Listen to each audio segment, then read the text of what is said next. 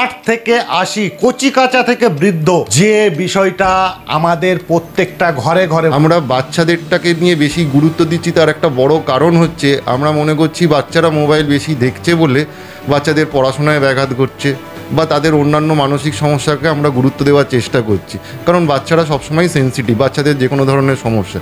কিন্তু এটা ভুললে চলবে না, যে কোনো এজ গ্রুপের মানুষ যারা মোবাইলের প্রতি অ্যাডিক্টেড বা মোবাইলে আসক্তি রয়েছে তাদের প্রত্যেকেরই কিছু না কিছু মানসিক সমস্যা হচ্ছে, যেটাকে গুরুত্ব দেওয়ার দরকার। মানসিক একটা স্ট্রেস, একটা চাপ, এই ধরনের কথা বা স্পিচ ডিলের একটা প্রধান কারণ হচ্ছে অতিরিক্ত স্ক্রিন টাইম, যেটা হচ্ছে মোবাইল বা টিভির মাধ্যমে হয়। মোবাইল ব্যবহার করার পর মানসিক সমস্যা কী কী হতে পারে এবং এর সমাধানের পথ। তখনই আমি বাচ্চাকে খাওয়ানোর চেষ্টা করছি, বাচ্চাকে শান্ত রাখার চেষ্টা করছি, বা আমি নিজে কোনো একটা কাজের মধ্যে মা বাবা ব্যস্ত থাকবো, সেই সময় বাচ্চা যাতে আমাকে ডিস্টার্ব না করে সবার হাতে আমরা কি করছি, আগে মোবাইলটা ধরিয়ে দিচ্ছি। আপনারা এটা বেশি বেশি করে শেয়ার করবেন, তার কারণ আপনার পরিবারে না হলে আপনার বন্ধু বান্ধব, আপনার আত্মীয় স্বজন, কার না কারোর ঘরে এই প্রবলেম আছে। বাচ্চাকে যদি মোবাইল অ্যাডিকশান থেকে বার করতে হয় তাহলে নিজেকেও মোবাইল অ্যাডিকশান ছাড়তে হবে এবং মোবাইলের সদ্ব্যবহার করা শিখতে হবে মা বাবাকে। এই থেকে বেরিয়ে আসবে কি করে সমস্যার সমাধান? প্রথম 2 বছরের মধ্যে বাচ্চাদের ব্রেনের ডেভেলপমেন্ট সব থেকে বেশি হয়।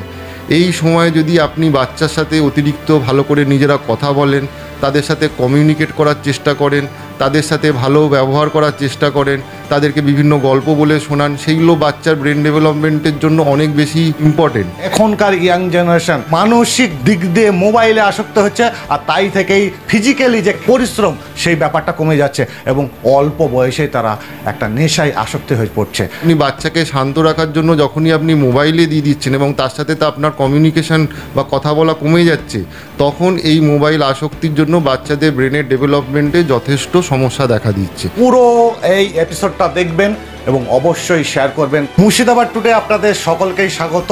আজকে আমরা গুরুত্বপূর্ণ একটা বিষয় নিয়ে আলোচনা করব, যে বিষয়টা আমাদের প্রত্যেকটা ঘরে ঘরে। 8 থেকে 80 কচিকাঁচা থেকে বৃদ্ধ, কি বলছি বলুন তো, মোবাইল। হ্যাঁ, মোবাইলে আসক্ত কচিকাঁচা, যারা 1 বছরের বাচ্চা তারাও যেমন, আবার যারা রিটায়ার করার পর যারা বসে আছে তারাও কিন্তু আসক্ত।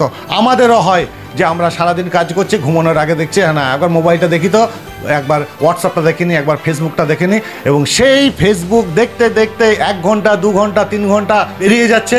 শেষে দেখা যাচ্ছে আমাদের ঘুমের যেটা দূরত্ব সেটা কমে গেছে, অর্থাৎ হতে হতে গভীর রাত হয়ে গেছে, সকালে আবার দেখছি তাড়াতাড়ি ঘুম ভেঙে যাচ্ছে। অর্থাৎ মানসিক একটা স্ট্রেস, একটা চাপ সঙ্গে আছে। আমাদের সময় যেটা হতো না, আমরা মাঠে ক্রিকেট ফুটবল খেলতে যেতাম, কিন্তু এখনকার ইয়াং জেনারেশন তাদের যেহেতু মানসিক দিক দিয়ে মোবাইলে আসক্ত হচ্ছে, আর তাই থেকেই ফিজিক্যালি যে পরিশ্রম সেই ব্যাপারটা কমে যাচ্ছে এবং অল্প বয়সে তারা একটা নেশায় আসক্ত হয়ে পড়ছে। প্রত্যেকজনে আমাদের মানসিক চাপে, আমরা বারবার বলি মানসিক চাপ, আমি স্ট্রেসে ভুগছি, এই সমস্ত বিভিন্ন সমস্যার সমাধানে এসেছি। আমাদের কাছে যিনি আছেন ডাক্তার অয়ন নন্দী, উনি মনোবিদ। কলকাতা পিজি হাসপাতাল থেকে MBBS করার পর বর্ধমানে MD করেছেন এবং বসছেন উনি সালার মেডিট্রাস্ট ডায়াগনস্টিক সেন্টারে। উনি প্রত্যেক মঙ্গলবারে এখানে বসছেন। আপনারা অবশ্যই ফোন করবেন, এখানে নিচে নাম্বার যাচ্ছে। আসুন ডাক্তারবাবুর কাছেই জানবো আজকের এই গুরুত্বপূর্ণ বিষয় নিয়ে, এবং আপনারা এটা বেশি বেশি করে শেয়ার করবেন, তার কারণ আপনার পরিবারে না হলে আপনার বন্ধু বান্ধব, আপনার আত্মীয় স্বজন, কার না কারোর ঘরে এই প্রবলেম আছে। পুরো এই এপিসোডটা দেখবেন এবং অবশ্যই শেয়ার করবেন। আর কথা না, একদম ডাক্তারবাবুর কাছে সরাসরি জিজ্ঞেস করি। ডাক্তারবাবু, প্রথমে আপনার একটু পরিচয়টা একটু দর্শকদের বলবেন। নমস্কার সকলকে, আমার সমস্ত দর্শকবৃন্দকে। আমার নাম ডক্টর অয়ন নন্দী, আমি নিউরোসাইকিয়াট্রিস্ট একজন, এবং বর্তমানে আমি মেডিট্রাস্ট সালারে প্রত্যেক মঙ্গলবার দিনকে প্রতিদিন 11টা দুপুরে, সকাল 11টা থেকে আমি এখন বসি, এবং আপনারা আপনাদের সমস্ত রকমের মানসিক সমস্যা এবং বিভিন্ন রকমের অ্যাডিকশান এবং নেশাগ্রস্ত সমস্যা, এই ধরনের জিনিসের জন্য সুস্বাস্থ্য বা আমার পরামর্শের জন্য এখানে যোগাযোগ করতে পারেন। যুব সমাজ এখন বিভিন্ন রকম নেশায় আসক্ত হয়ে পড়ছে, সেটা নিয়েও আলোচনা করব, কিন্তু সব থেকে প্রথমে যাব মোবাইল। সেই মোবাইল আসক্তি 8 থেকে 80 সকলের মোবাইল ব্যবহার করার পর মানসিক সমস্যা কী কী হতে পারে এবং এর সমাধানের পথ। দেখুন, প্রথমে যেটা বুঝতে হবে হচ্ছে মোবাইলটাকে সমস্যা হিসাবে দেখব না মোবাইলটাকে আমি খুব প্রয়োজনীয় জিনিস হিসাবে দেখব। সমাজ যেভাবে সময়ের সাথে সাথে এগিয়েছে তাতে মোবাইল এখন একটা নিত্য প্রয়োজনীয় জিনিস প্রত্যেকটা মানুষের কাছে। নিজের যোগাযোগ বা স্থাপন করার থেকে আরম্ভ করে এবং সমস্ত ইনফরমেশান, বিভিন্ন রকমের ইনফরমেশান ইন্টারনেটের মাধ্যমে নিজের হাতের কাছে পাওয়ার জন্য মোবাইলের বিকল্প কিছু নেই। তাহলে যেরকম বিজ্ঞান আশীর্বাদ না বিজ্ঞান অভিশাপ, যেরকম সেরকমই মোবাইল বা ইন্টারনেট অ্যাডিকশান, সেটা অভিশাপ না আশীর্বাদ, সেটা এখন একটা আলোচনার বিষয় বটে। ঠিক আছে, এবার দেখুন হচ্ছে মোবাইল যখন ছিল না তখন মানুষ বিভিন্ন সমস্যার মধ্যে পড়তো যোগাযোগ ব্যবস্থা করতে গিয়ে, কিন্তু মোবাইল আসার পরে সেটাতে অনেক সুবিধে দিয়েছে। মানুষ আস্তে আস্তে মোবাইলটাকে ঘরে ঘরে নিয়ে আসার পরিস্থিতি তৈরি হয়েছে। কিন্তু তারপরে যখন ইন্টারনেট অ্যাড হলো, ঠিক আছে, যখন একটা মানুষ বসে ঘরের মধ্যে বসে ইন্টারনেটের মাধ্যমে সমস্ত ধরনের ইনফরমেশান হাতের মুঠে পাওয়া আরম্ভ করলো, ঠিক আছে, তখন সেই জিনিসটা সমাজের একটা আমূল পরিবর্তন তৈরি করেছে। কিন্তু ব্যাপারটা হচ্ছে মোবাইলটা যে কাজের জন্য ব্যবহার করার জন্য ওর প্রয়োজনীয়তা বা ইন্টারনেটের যে ভালো দিকটাকে ব্যবহার করার জন্য ইন্টারনেটের গুরুত্বতা, সেই জিনিসটাকে কোনো জায়গায় গিয়ে সমাজ নষ্ট করে ফেলছে। প্রথম কথা হচ্ছে, আপনারা সবাই জানেন যাদের বাড়িতে মোবাইল রয়েছে, সেই মোবাইলে এখন বাচ্চাদের দিয়ে আমি শুরু করছি বেসিক্যালি, যেহেতু আমাদের আলোচনার বিষয়টা বাচ্চাদের মোবাইলের প্রতি নেশার দিক দিয়ে। কিন্তু আমি এই কথাটা ভালো করে বোঝানোর চেষ্টা করব যে মোবাইলের অ্যাডিকশানটা শুধু বাচ্চাদের সমস্যা নয়, প্রত্যেকটা মানুষ, প্রত্যেকটা এজ গ্রুপের মানুষ, ইয়াং অ্যাডাল্ট থেকে আরম্ভ করে মাঝবয়সী মহিলা পুরুষ থেকে আরম্ভ করে এখনকার দিনে দেখা যাচ্ছে বয়স্ক লোকেদের মধ্যেও যারা অবসরপ্রাপ্ত এবং তারপরেও এজ গ্রুপে, তাদের ক্ষেত্রেও মোবাইলটা একটা সমস্যা এবং তাদের মধ্যেও মোবাইলের আসক্তি সমানভাবে দেখা যাচ্ছে। আমরা বাচ্চাদেরটাকে নিয়ে বেশি গুরুত্ব দিচ্ছি, তার একটা বড় কারণ হচ্ছে আমরা মনে করছি বাচ্চারা মোবাইল বেশি দেখছে বলে বাচ্চাদের পড়াশোনায় ব্যাঘাত ঘটছে বা তাদের অন্যান্য মানসিক সমস্যাকে আমরা গুরুত্ব দেওয়ার চেষ্টা করছি, কারণ বাচ্চারা সবসময় সেন্সিটিভ, বাচ্চাদের যে কোনো ধরনের সমস্যা। কিন্তু এটা ভুললে চলবে না, যে মানুষ, যে কোনো এজ গ্রুপের মানুষ যারা মোবাইলের প্রতি অ্যাডিক্টেড বা মোবাইলে আসক্তি রয়েছে, তাদের প্রত্যেকেরই কিছু না কিছু মানসিক সমস্যা হচ্ছে, যেটাকে গুরুত্ব দেওয়ার দরকার। তাই সমস্ত বোঝাটা বাচ্চাদের উপর চাপিয়ে দিয়ে শুধু বাচ্চাদের মোবাইল নিয়ে নিজেরা সবাই মিলে উত্তেজিত হয়ে পড়া বা সেটা নিয়ে দুশ্চিন্তা করার কিন্তু কোনো কারণ নেই। বাচ্চাকে যদি মোবাইল অ্যাডিকশান থেকে বার করতে হয়, তাহলে নিজেকেও মোবাইল অ্যাডিকশান ছাড়তে হবে এবং মোবাইলের সদ্ব্যবহার করা শিখতে হবে মা বাবাকে। এখান থেকে আবার বুঝতে হবে হচ্ছে প্রথম যে বাচ্চাদের মোবাইল অ্যাডিকশান আসছে কোথা থেকে। একটা বাচ্চা জন্মের পরে মোবাইল সে তো আর নিজে চাইছে না মা বাবার কাছে যে আমাকে সব বেড থেকে বেরিয়ে নিশ্চয়ই সে মোবাইল চাইছে না। তাহলে মোবাইলটা মা বাবারাই বাচ্চাদের মধ্যে ইন্ট্রোডিউস করছে বা বাচ্চাদের হাতে তুলে দিচ্ছে। সাধারণত দেখা যাচ্ছে কারণ কি মা বাবারা কেন করছে। এখন সারা বিশ্বে বাচ্চাদের যত রকমের মানসিক সমস্যা আসছে, তার মধ্যে যেরকম খুব গুরুত্বপূর্ণ অনেকের ক্ষেত্রেই দেখা যাচ্ছে যেটা অটিজম বলে এক ধরনের রোগ আছে।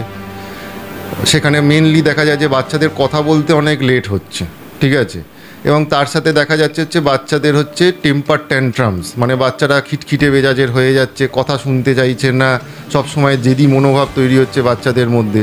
এইগুলোর প্রতিটার পিছনে যেরকম হচ্ছে টেম্পার ট্যান্ট্রামসের জন্য মোবাইল একটা কারণ হতে পারে, সেরকম অটিজম রোগটা অনেক ক্ষেত্রেই বাচ্চারা কথা দেরিতে বলছে বলে মা বাবারা অটিজম রোগ বা অটিজম হয়ে যাচ্ছে আমার বাচ্চা, সেই নিয়ে ডাক্তারখানায় ছুটে বেড়াচ্ছে।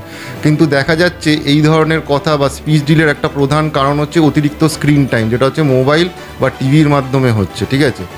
প্রথমেই দেখা যাচ্ছে যে বাচ্চারা যখনই আমি বাচ্চাকে খাওয়ানোর চেষ্টা করছি, বাচ্চাকে শান্ত রাখার চেষ্টা করছি, বা আমি নিজে কোনো একটা কাজের মধ্যে মা বাবা ব্যস্ত থাকবো, সেই সময় বাচ্চা যাতে আমাকে ডিস্টার্ব না করে, সবার হাতে আমরা কি করছি, আগে মোবাইলটা ধরিয়ে দিচ্ছি এবং বাচ্চারা যাতে হচ্ছে ওই মোবাইলটা দেখলে বিভিন্ন কার্টুন, বিভিন্ন কবিতা, গান, যা যা দেখতে পাচ্ছি, বিভিন্ন হাজার হাজার কন্টেন্টস, সেই কন্টেন্টস দিয়ে বাচ্চাকে আমি বসিয়ে দিচ্ছি। কিন্তু আমরা নিজেরা একবারও পর্যালোচনা করি না যে আমরা বাচ্চাকে কার্টুনের মাধ্যমে কি দেখাচ্ছি, সেটা কিন্তু আমরা কোনোদিনও বিবেচনা করি না। কার্টুন মানে কি, কার্টুনে দেখবেন যে বাচ্চারা কোনগুলোতে আকৃষ্ট, বিভিন্ন রকমের রং, কালার, আওয়াজ, ঠিক আছে, এই জিনিসগুলোর প্রতি বাচ্চারা আকৃষ্ট। বাচ্চারা কিন্তু ওই কার্টুনটা সব মানে কিন্তু তারা বুঝতে পারে না। তারা বেসিক্যালি বিভিন্ন রকমের কালার চেঞ্জ হচ্ছে, একটা থেকে একটা যে আওয়াজ হচ্ছে, বিভিন্ন রকমের শব্দ শুনছে, সেটার প্রতি তারা আকৃষ্ট হচ্ছে এবং সেইটার জন্যই তারা হচ্ছে মোবাইলের প্রতি হাঁ করে তাকিয়ে থাকছে। আপনি যদি সারাদিনে একটা পরিমিত সময় বাচ্চাকে স্ক্রিন ব্যবহার করতে দেন, একটা বয়সের পরে অবশ্যই 2 বছরের নিচে স্ক্রিন ব্যবহার করা একদমই সম্পূর্ণ বন্ধ রাখা উচিত বা একদমই দেওয়া উচিত নয়, এটা সবার আগে বুঝতে হবে। প্রথম 2 বছরের মধ্যে বাচ্চাদের ব্রেনের ডেভেলপমেন্ট সব থেকে বেশি হয়। এই সময় যদি আপনি বাচ্চার সাথে অতিরিক্ত ভালো করে নিজেরা কথা বলেন, তাদের সাথে কমিউনিকেট করার চেষ্টা করেন, তাদের সাথে ভালো ব্যবহার করার চেষ্টা করেন, তাদেরকে বিভিন্ন গল্প বলে শোনান, সেইগুলো বাচ্চার ব্রেন ডেভেলপমেন্টের জন্য অনেক বেশি ইম্পর্টেন্ট। কিন্তু আপনি বাচ্চাকে শান্ত রাখার জন্য যখনই আপনি মোবাইলে দিয়ে দিচ্ছেন এবং তার সাথে তো আপনার কমিউনিকেশন বা কথা বলা কমে যাচ্ছে, তখন এই মোবাইল আসক্তির জন্য বাচ্চাদের ব্রেনের ডেভেলপমেন্টে যথেষ্ট সমস্যা দেখা দিচ্ছে। এই থেকে বেরিয়ে আসবে কি করে, সমস্যার সমাধান? সমস্যাটা সমাধান হচ্ছে প্রথম দিকে যেটা করতে হবে যে আমি এই জিনিসটার প্রতি অ্যাডিক্টেড যখন মোবাইলটার প্রতি, তাহলে হচ্ছে যে কোনো অ্যাডিকশানের জিনিস আমি আমার হাতে যাতে না পাই বা আমার কাছে না পাই, সেটা হচ্ছে প্রথম জায়গা, সেটাকে আটকাতে হবে। তাহলে বাচ্চাদের হাতে মোবাইল তুলে দেওয়ার প্রবণতা সবার আগে কমাতে হবে। তাতে সাময়িক প্রথমে কি হবে, তাতে বাচ্চারা প্রথমে জেদ দেখাবে, খিটখিটে মেজাজ হতে পারে, তারা রাগ দেখাতে পারে, বা মোবাইল ছাড়া আমি খাবো না, মোবাইল ছাড়া এই কথাটা শুনবো না, মোবাইল ছাড়া ওই করবো না, করবে। কিন্তু এটাকে যদি আপনি অভ্যেসের মাধ্যমে, যেরকমভাবে মোবাইল দেখাটা একটা অভ্যেসে পরিণত হয়েছে, সেরকমই এই বিহেভিয়ারটাকে চেঞ্জ করতে গেলে সবার আগে যেটা বন্ধ করতে হবে, হাতে মোবাইল তুলে দেওয়া, ঠিক আছে? এবং সেই যে টাইমটা প্রথম 2 সপ্তাহ 3 সপ্তাহ 1 মাস অবধি আপনাকে সেই যে কষ্টটা সেটা আপনাকে বহন করতে হবে বাচ্চার এই বিহেভিয়ার চেঞ্জ করার জন্য। নেক্সট হচ্ছে আরেকটা খুব ইম্পর্টেন্ট জিনিস, যে মোবাইল দেখানো, মোবাইল যেরকম বললাম অনেক উপকারিতাও রয়েছে, ঠিক আছে? তাহলে আমি কী ধরনের জিনিস বাচ্চাকে দেখতে দিচ্ছি মোবাইলে, ঠিক আছে, সেটা হচ্ছে খুব জরুরি দরকার। তাহলে আপনি আপনার বাচ্চার হাতে শুধু মোবাইলটা তুলে দিয়ে আপনি নিজেকে শান্ত বোধ করলে হবে না। আপনাকে দেখতে হবে যে আপনার বাচ্চা মোবাইলে কী ধরনের জিনিস দেখছে, বা আপনি আপনার বাচ্চাকে মোবাইলে কী ধরনের জিনিস দেখতে দিচ্ছেন। বিভিন্ন ভিডিওর মাধ্যমে বিভিন্ন ধরনের ইনফরমেশান বাচ্চাদের মাথায় থাকে। একটু যারা বয়স বাড়ছে, যারা 4 বছর 5 বছর 6 বছরের পর থেকে, তারা অনেক সময় দেখা যায় যে বিভিন্ন ধরনের ভায়োলেন্ট কন্টেন্টস দেখছে মোবাইলের মাধ্যমে। অনেক সময় যে কোনো সময় ইউটিউব খুলছে, সেখানে বিভিন্ন রকম হিংসাত্মক জিনিস দেখতে পাচ্ছে। অনেক সময় এমন কিছু জিনিস দেখা যাচ্ছে যেখানে যেই জিনিসগুলো বাচ্চাদের মস্তিষ্ক গঠনের ক্ষেত্রে, তাদের চারিত্রিক গঠনের ক্ষেত্রে সেগুলো ক্ষতিকারক। সেই ধরনের কন্টেন্ট দেখা থেকে বাচ্চাকে আটকাতে হবে। এবং যে ধরনের কন্টেন্টে শুধুমাত্র কোনো শিক্ষামূলক জিনিস রয়েছে, যেখান থেকে বাচ্চার মানসিক বিকাশ হওয়ার সম্ভাবনা রয়েছে, সেরকম ধরনের কন্টেন্টগুলোকে আপনাকে শর্টিং করতে হবে, করে সেই জিনিসগুলো আপনি বাচ্চাকে দেখাতে পারেন। তাও একটা নির্দিষ্ট সময়, সেটা নির্দিষ্ট সময় বলতে কীরকম, একটা সারাদিনে নির্দিষ্ট আধ ঘন্টা থেকে 40 মিনিট টাইম স্ক্রিনের জন্য ব্যবহার করতে দিতে পারেন।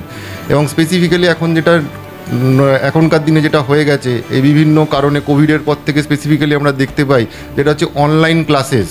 তাহলে অনলাইন ক্লাস যখন স্কুলে হচ্ছে, তখন সেক্ষেত্রে আপনাকে বাচ্চাকে মোবাইল বা ইন্টারনেটের সামনে বা কম্পিউটারের সামনে বসাতেই হচ্ছে, কিন্তু সেটা আপনাকে একটা শিক্ষামূলক জায়গার জন্য। কিন্তু আমি মোবাইল হাতে নিয়ে বসে যা ইচ্ছা দেখতে পারি, বা যা খুশি শুনতে পারি, বা যা খুশি করতে পারি, শুধু শান্ত থাকবো বলে, সেটাকে বাবা মাকে আটকাতে হবে। আর বাকি যেটা হচ্ছে মোবাইলের প্রতি অ্যাডিকশান হয়ে যাওয়ার ফলে যে ধরনের মানসিক সমস্যাগুলো আসতে পারে, তার মধ্যে প্রধান একটা হচ্ছে অ্যাংজাইটি, দ্বিতীয় একটা জিনিস হচ্ছে বাচ্চাদের ডিপ্রেশনের লক্ষণ, এবং তার সাথে কন্ডাক্ট প্রবলেমস ডেভেলপ করতে পারে। এই জিনিসগুলো যদি বাচ্চার মধ্যে ডেভেলপ করতে আরম্ভ হয়ে যায়, যার অলরেডি মোবাইল অ্যাডিকশান রয়েছে, সেই ক্ষেত্রে তখন অবশ্যই খুব শীঘ্রই একজন মনোবিদের সাহায্য নেওয়ার চেষ্টা করবেন। তিনি বাচ্চাকে অ্যাসেস করলে বা বাচ্চার সাথে কথা বললে তার মানসিক কী সমস্যা হচ্ছে বা তার মনের অবস্থা কী, সেটা তিনি আরও ভালোভাবে বুঝতে পারবেন, এবং সেই অনুযায়ী তার কাউন্সিলিংয়ের দরকার না তার চিকিৎসা বা ওষুধের দরকার, সেটা বিবেচনা করা হবে। নিজেরা ভয় পেয়ে গিয়ে হঠাৎ করে বাচ্চাকে নিয়ে যে কোনো জায়গায় ছুটে বেড়ানো, আমার বাচ্চার সমস্যা, সেটাকে গুরুত্ব যেরকম দেবেন, সেরকম এটাও বুঝবেন যে আপনি মা বাবা হিসাবে আপনারও অনেক দায়িত্ব রয়েছে এই বিহেভিয়ার প্রবলেম বা এই বিহেভিয়ারাল অ্যাডিকশান, যেটাকে মোবাইল বা ইন্টারনেট অ্যাডিকশান বলা হয়, সেটাকে ঠিক করার জন্য। আপনার শিশুর যদি এই রকম ধরনের কোনো অসুবিধা হয়, সোজা চলে আসুন এই সালার মেডিট্রাস্টে। ডাক্তারবাবু বসছেন এবং আগে প্রথমে একবার একটা মনোবিদকে দেখান, তারপর তার সমস্যার সমাধান হবে। এরপরের বিষয়ে আমরা চলে আসি, ইয়াং যারা বিভিন্ন ধরনের নেশায় আসক্ত হয়ে পড়ছে। হ্যাঁ, সেটাও কিন্তু সেই ঘুরে ফিরে মোবাইলের কথাই বলবো। তার কারণ মোবাইলের যুগে ইয়াং জেনারেশনদের তাদের কিপ্যাডেই সবসময় লেগে আছে, স্ক্রিনে।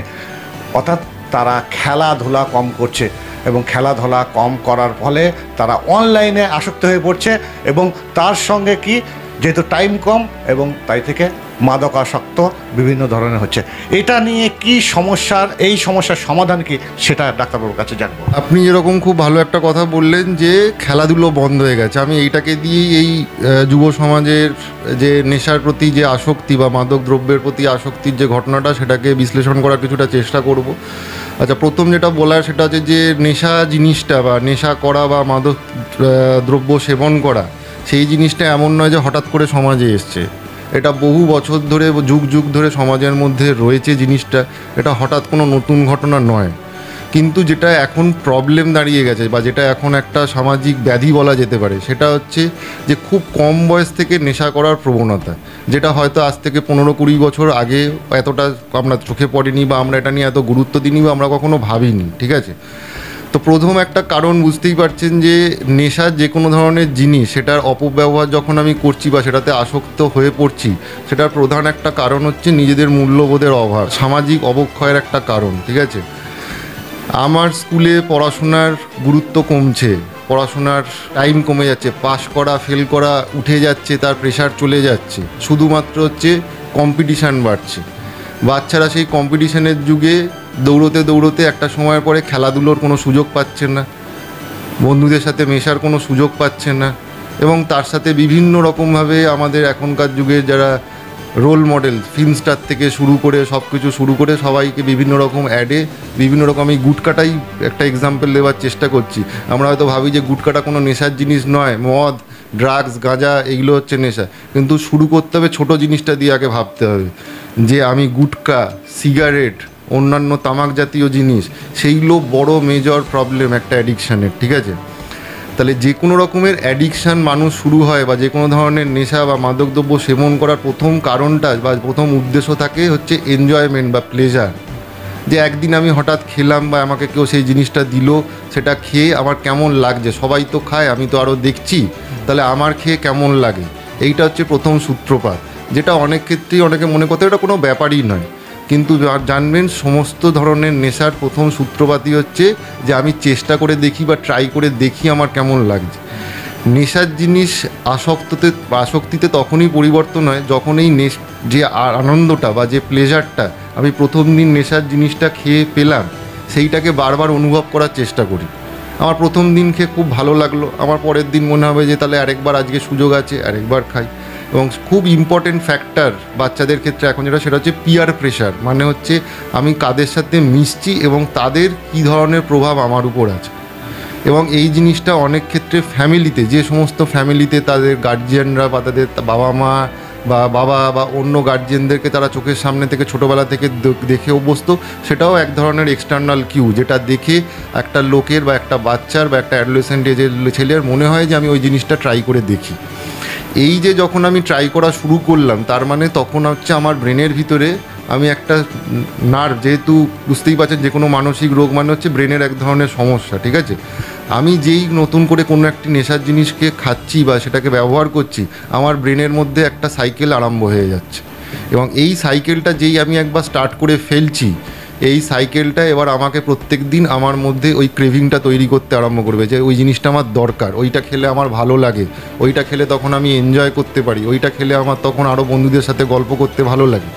এই জিনিসটা যখন হচ্ছে এবং তার সাথে আমার অন্য কোনো কাজে আমার কোনো ব্যস্ততা নেই, আমার খেলার সময় নেই, আমার অন্য কোনো আঁকা, গান করা বা অন্য কিছু শেখার হবি নেই, আমি যখন ফাঁকা সময়টা পাচ্ছি আমি মাঠে যাচ্ছি, মাঠে গিয়ে কিন্তু খেলছি না, কারণ হচ্ছে আমার আশেপাশে যে কজন রয়েছে তারাও কেউ খেলতে চায় না, তারা সবাই আইদার মোবাইল দেখছে, না হলে বলছে চল একটুখানি নেশা করি। তাহলে আমি মাঠে যাচ্ছি, সবই করছি, কিন্তু আমি দিনের শেষে যখন ফিরে আসছি সেখান থেকে হচ্ছে নেশার জিনিসটা করে ফিরে আসছি। এটা হলো নেশা শুধুমাত্র। এবং আসক্তি ডেভেলপ করা মানে হচ্ছে বেসিক্যালি আসক্তি যেটা বলি আমরা, সেটা মানে হচ্ছে তখন আমার ব্রেন থেকে হচ্ছে সমস্যাটা। তার মানে নেশার জিনিসটা আমাকে কাবু করে ফেলেছে, আমার ব্রেনে এমন কিছু পরিবর্তন ঘটিয়ে দিচ্ছে যার জন্য এখন আমি হচ্ছে নেশার জিনিসটা ছাড়া থাকতে পারছি না। নেশার জিনিসটা যদি আমি ব্যবহার না করি তাহলে আমার শরীরে বিভিন্ন রকম সমস্যা হচ্ছে, এবং সেই সমস্যাটাকে কমানোর জন্য এবার আমি নেশা করা আরম্ভ করছি।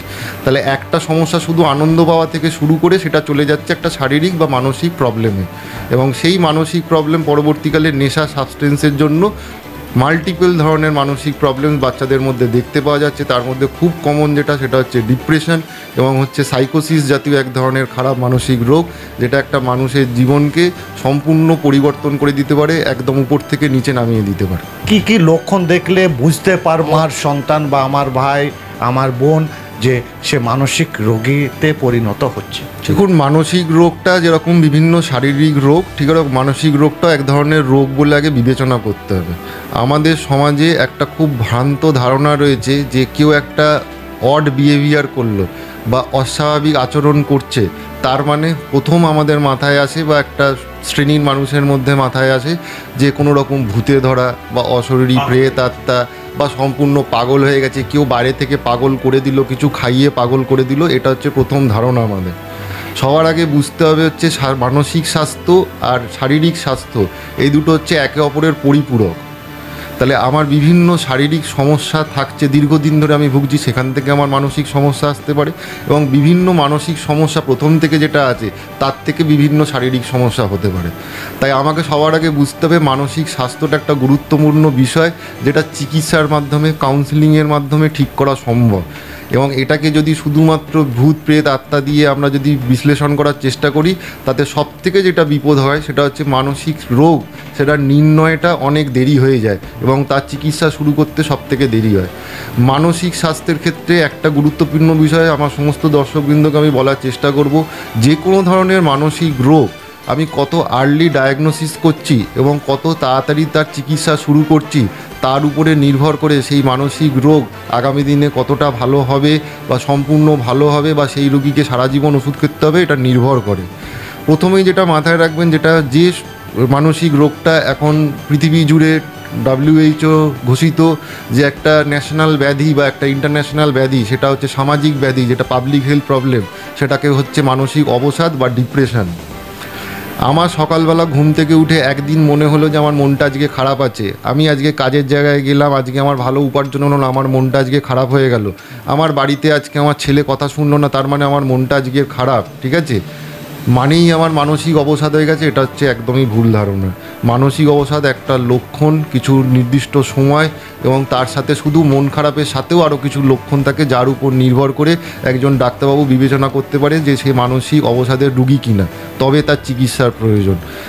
সেরকমই ডিপ্রেশন হচ্ছে এখনকার দিনে একটা কমন প্রবলেম, যেটা খুব কম বয়স থেকে দেখা যাচ্ছে, যেটা আগেকার দিনে দেখা যেত না। সেই জন্যই চাইল্ডহুড ডিপ্রেশন বা এই যে অল্প বয়সের বাচ্চাদের ডিপ্রেশন, মোবাইল অ্যাডিকশান নিয়ে আমরা আলোচনা করলাম, নেশা নিয়ে আলোচনা করলাম, এগুলোর একটা বড় এই জিনিসগুলোর কারণ হচ্ছে মানসিক অবসাদও বটে, ঠিক আছে।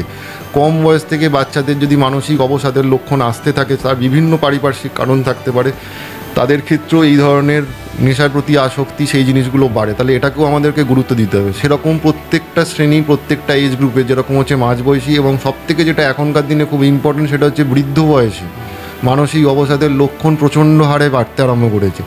রিটায়ারমেন্ট, কাজ করার অক্ষমতা, বিভিন্ন শারীরিক রোগ, তার জন্য এই বিভিন্ন কারণের জন্য, বা নিজের ফ্যামিলি ছোট হয়ে যাওয়া, দেখার লোকের অভাব, কাছের লোক বাইরে চলে যাওয়া, একাকিত্ব, এই সমস্ত জিনিসের জন্য বৃদ্ধ বয়সেও প্রচণ্ড রকমভাবে মানসিক অবসাদের লক্ষণ দেখা যায়।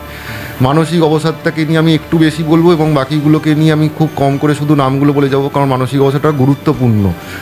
প্রথম যেটা বুঝতে হবে যে মন খারাপটা একবেলা বা একদিন হলো নয়, মন খারাপটা দীর্ঘদিন ধরে থাকতে হবে, ঠিক আছে, মিনিমাম 2 থেকে 3 সপ্তাহ। এবং আমার দিনের বেশিরভাগ সময় 24 ঘন্টার মধ্যে মন আমার খারাপ লাগছে, এই যদি লক্ষণ থাকে তবে আমি এটাকে মানসিক অবসাদের কথা ভাববো।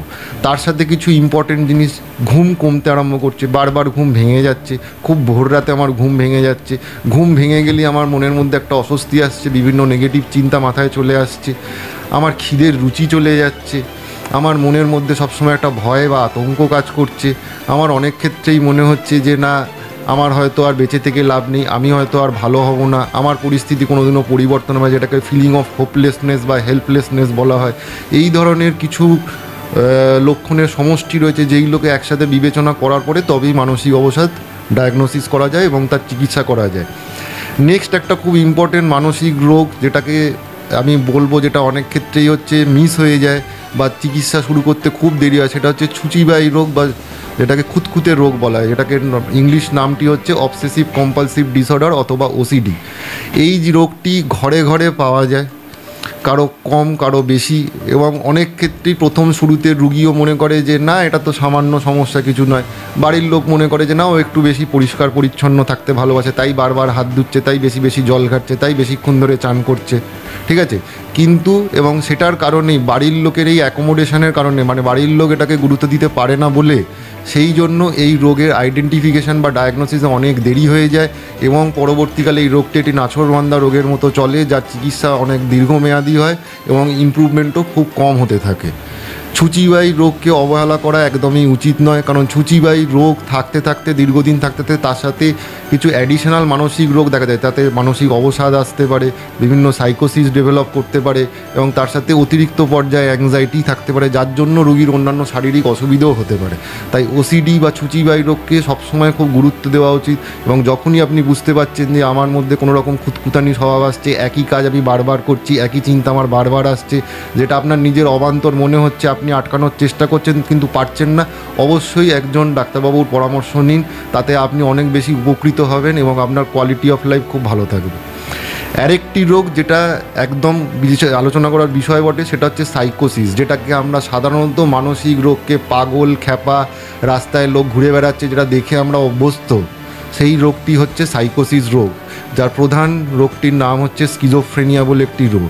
এটি যত রকমের মানসিক রোগ রয়েছে তার মধ্যে সবথেকে খারাপ কোয়ালিটি বা সবথেকে খারাপ জাতীয় রোগ, যার অবশ্যম্ভাবী চিকিৎসা দরকার এবং সেই চিকিৎসা না করলে রুগী এবং রুগীর বা পরিবার, একটা পরিবার সম্পূর্ণ মানে পাল্টে যেতে পারে, তাদের লাইফ পুরো চেঞ্জ হতে পারে এই রোগটা যে পরিবারের মধ্যে আসতে পারে।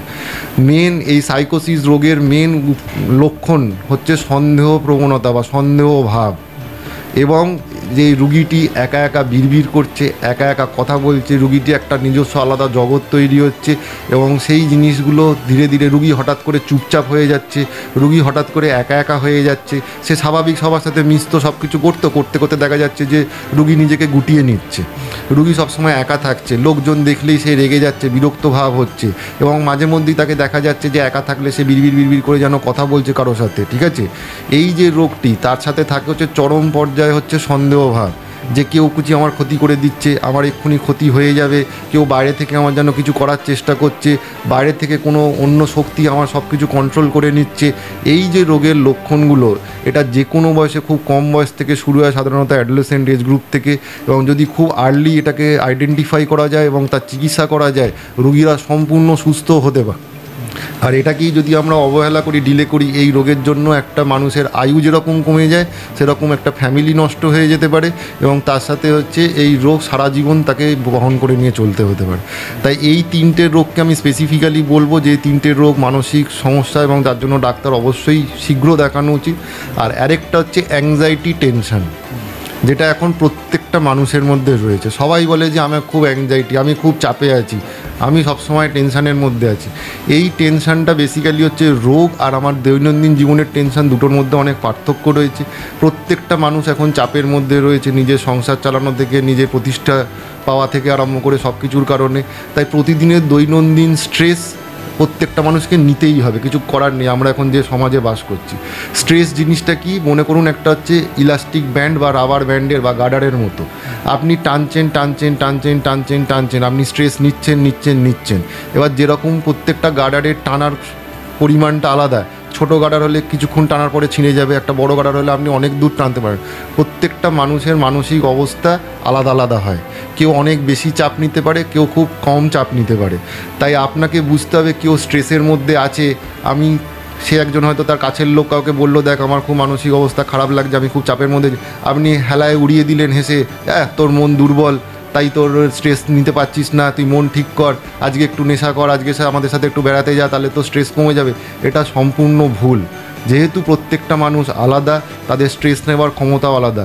যদি কোনো আপনার পাশের মানুষ, আপনার আত্মীয় স্বজন, নিজের পরিবারের কেউ যখন বলছে যে আমি চাপ নিতে পারছি না বা আমার উপর স্ট্রেস তৈরি হয়ে যাচ্ছে, আমি সেই জিনিসটা আমি ঘুমোতে পারছি না, আমার সবসময় মাথা ভার হয়ে থাকছে, আমার বুক ধড়ফড় করছে, আমার অনেক সময় ভয় লাগছে কোনো কারণ ছাড়া, তাকে গুরুত্ব দেওয়ার চেষ্টা করুন। তাকে ওই হেলায় যে তোর মন দুর্বল, তুই নিতে পারছিস না, এটা করলেই ভালো হয়ে যাবি, সেটাকে বন্ধ করার চেষ্টা করুন। তাতে সেই লোকটারও উপকার হবে, আপনিও একটা ভালো লোকের উপকার করতে পেরেছেন বলে আপনারও ভালো লাগবে সেই জিনিসটাতে। ঠিক আছে, আর মানসিক স্ট্রেস কমাতে গেলে সবার আগে যেটা কমাতে হবে সেটা হচ্ছে উচ্চাকাঙ্ক্ষা। আপনি যদি অতিরিক্ত এক্সপেকটেশান করে তাহলে আপনার উপর চাপও সেরকম বাড়বে। আপনি যদি নিজের এক্সপেকটেশানটাকে একটা মার্জিত জায়গায় রেখে সেই অনুযায়ী আপনি আপনার নিজের জীবনটাকে সাজিয়ে নেন, তাহলে এই মানসিক স্ট্রেস এবং সেখান থেকে সমস্ত ধরনের মানসিক সমস্যা থেকে নিজেকে অনেকটা আটকে রাখতে পারবেন এবং নিজের মানসিক স্বাস্থ্যকে ভালো রাখতে পারবেন। অসংখ্য ধন্যবাদ।